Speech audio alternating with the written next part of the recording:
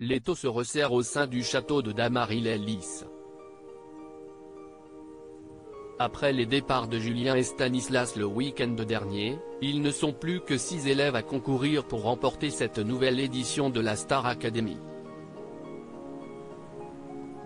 Et cette semaine, afin de déterminer le premier finaliste ainsi que les 5 nominés pour samedi prochain, Michael Goldman a invité ses académiens à participer à des évaluations inédites.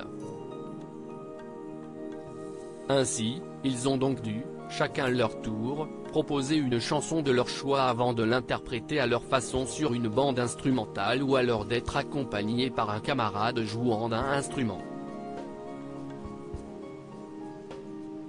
Ils ont dû également préparer une performance libre, théâtrale, dansée, ou encore un poème afin de raconter la manière dont ils percevaient cette aventure. Le directeur a notamment insisté sur le fait qu'il attendait d'eux qu'ils délivrent une prestation qui soit à leur image.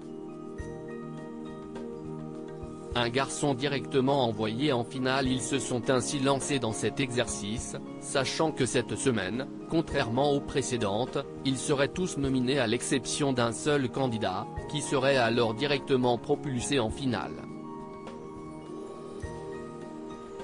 Et si est-il lui qui a finalement eu le droit à ce privilège, lui qui est parvenu à convaincre les professeurs.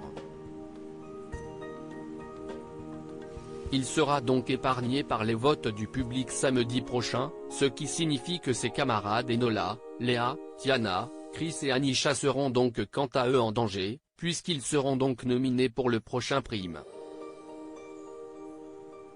Ils n'ont pas réussi à se démarquer lors de ces évaluations inédites, malgré de belles prestations de leur part, que ce soit Tiana, qui a demandé à ses camarades de participer à une mise en scène retraçant son magnifique parcours dans le programme, ou Léa, dont la prestation n'a que peu convaincu bien que beaucoup amusé les profs.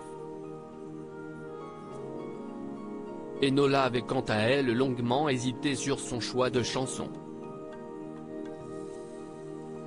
Pour Chris et Anisha, cette étape était également trop difficile pour pouvoir espérer rejoindre directement la finale de cette nouvelle édition, qui pour rappel, se tiendra le samedi 26 novembre sur TF1 à partir de 22 h seulement, Mondial oblige.